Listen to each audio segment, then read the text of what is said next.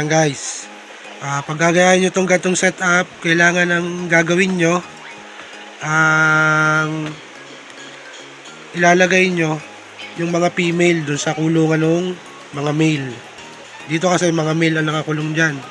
So nilalagay lang natin lahat ng female para hindi sila mag-away-away. Mas okay kasi pagka yung ilalagay mo yung mga female dun sa mismong kulungan ng mga male. Kasi pagka yung male ang nilagay mo sa kulungan ng female, aawayin yun.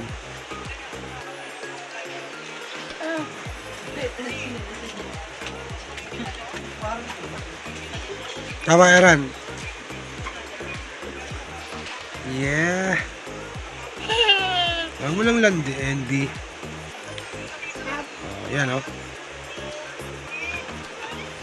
Mas okay yung ilalagay nyo yung mga female dito sa kulungan ng male para hindi sila nag-aaway-away. Kung gagawin nyo yung ganyang setup, ganun ang gawin nyo. Kasi yung mga male ko, dito talaga nakalagay. Sama-sama yung mga male.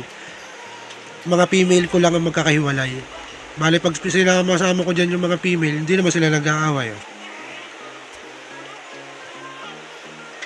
Pagka buntis na sila, kita ko na, saka ko sila inaalis. Tulad nito, ayan, may mga anak na dito yung iba. Oh. Ayan. Mga anak na nila yan. Mga anak na nila yan.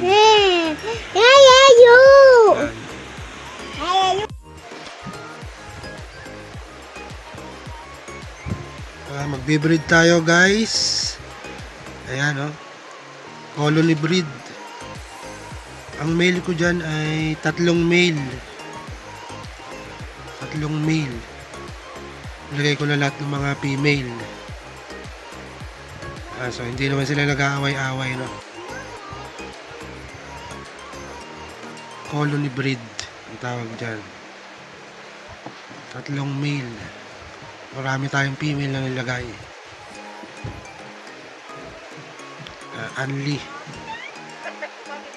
Unli breed yan, oh. Kung sino mag-inhit, bababahan na nila yan.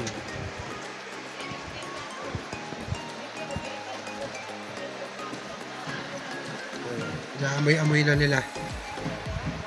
Mga barako natin, oh. Mga male breeder. Breeding season tayo ngayon. Bibreed tayo, bibreed.